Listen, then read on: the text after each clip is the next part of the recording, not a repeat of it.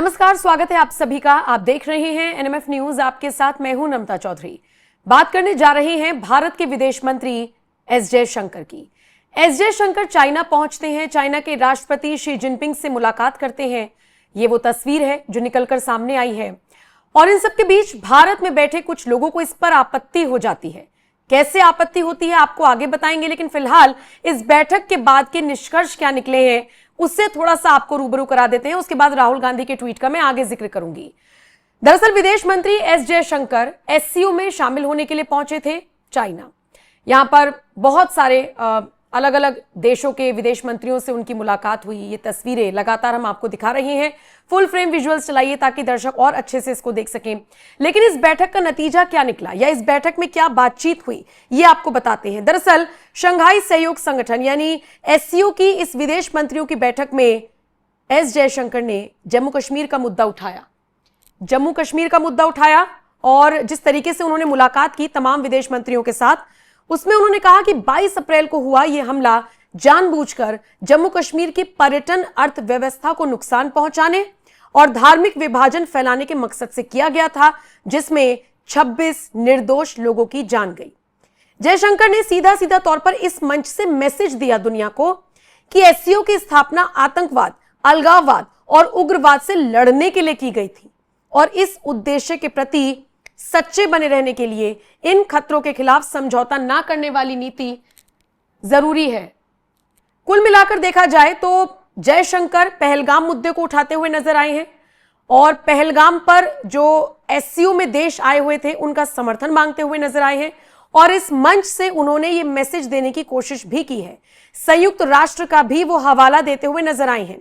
उन्होंने कहा कि संयुक्त राष्ट्र सुरक्षा परिषद, जिसमें कुछ एससीओ सदस्य देश भी शामिल हैं, उन्होंने इस हमले की कड़ी निंदा की है और ऐसे में हम ऐसे वक्त में मिल रहे हैं जब दुनिया में अस्थिरता और आर्थिक संकट बढ़ रहा है। एससीओ के अंदर से सहयोग बढ़ाने की अपील भी जयशंकर करते हुए नजर आए हैं। अब यह तो बात रही कि जयशंकर ने कैसे इस अंतर्राष्ट्रीय मंच से पाकिस्तान को मुंह तोड़ जवाब दिया और इसमें एससीओ देशों का समर्थन मांगा। लेकिन इसी के साथ आपको यह भी देखना होगा कि चीनी राष्ट्रपति शी जिनपिंग ने एससीओ सदस्य देशों के विदेश मंत्रियों से क्या कहा। उन्होंने कहा कि समूह को सुरक्षा खतरों और चुनौतियों का जवाब देने के लिए तंत्र में सुधार करना होगा, एक ठोस सुरक्षा कवच तैयार करना होगा। उन्होंने इस बात पर भी जोर दिया कि अशांत और बदलते अंतर्राष्ट्रीय परिदृश्य के मद्देनजर एससीओ को केंद्रित और आश्वस्त रहना चाहिए और कुशलतापूर्वक कार्य करना चाहिए। यानी जिस मीटिंग में एस जयशंकर मौजूद थे वहां पर चीन के राष्ट्रपति ने क्या कुछ कहा वो मैंने आपको बता दिया। अब सोचिए, चाइना का रुख नर्म है विदेश मंत्री एस जयशंकर के चाइना जाने के बाद। और अगर मैं आपको इससे पहले का नजारा बताऊं तो उस वक्त भी तिब्बत का जिस तरीके से पूरा मुद्दा चला और चाइना और भारत के बीच तनाव की खबरें आई थी, उन सारी खबरों पर विराम लगाते हुए चाइना की तरफ से बेहद सॉफ्ट बयान दिए जाने लगे थे जिस वक्त जयशंकर का दौरा होना था चाइना का। यानी निश्चित तौर पर चाइना भारत से बिगाड़ने में बिल्कुल भी यकीन नहीं रखता और इसका अंदाजा इसी से लगा सकते हैं कि जो बात विदेश मंत्री एस जयशंकर कह रहे थे, घुमा फिराकर वही बात शी जिनपिंग कहते हुए नजर आई। चलिए अब बात कर लेते हैं राहुल गांधी की। बात उनकी इसलिए करते हैं क्योंकि उन्होंने विदेश मंत्री एस जयशंकर के इस दौरे पर सवाल उठाए हैं। आप सोचिए, हमारे देश में ऐसे कई लोग हैं, कई नेता हैं जिन्हें आपत्ति है सरकार के हर एक कदम से। चाइना से बात हो तो दिक्कत, ना बात हो तो दिक्कत, एससीओ में शामिल होने के लिए विदेश मंत्री जाएं तो दिक्कत, ना जाएं तो दिक्कत। और सबसे बड़ी बात, इस दिक्कत का सबसे बड़ा सहयोग कर रहे हैं राहुल गांधी, जिन्होंने हाल ही में बाकायदा एक ट्वीट किया और उस ट्वीट में उन्होंने जिस तरीके से सवाल उठाए हैं फॉरेन मिनिस्टर पर या चाइनीज फॉरेन मिनिस्टर को लेकर, जिस तरीके से उन्होंने कहा है, मुझे लगता है वो ट्वीट मुझे आपको पढ़कर सुनाना चाहिए। सबसे पहले तो उनका ये आप इंग्लिश वाला ट्वीट देख ही रहे हैं जिसमें वो लिखते हैं, I guess the Chinese foreign minister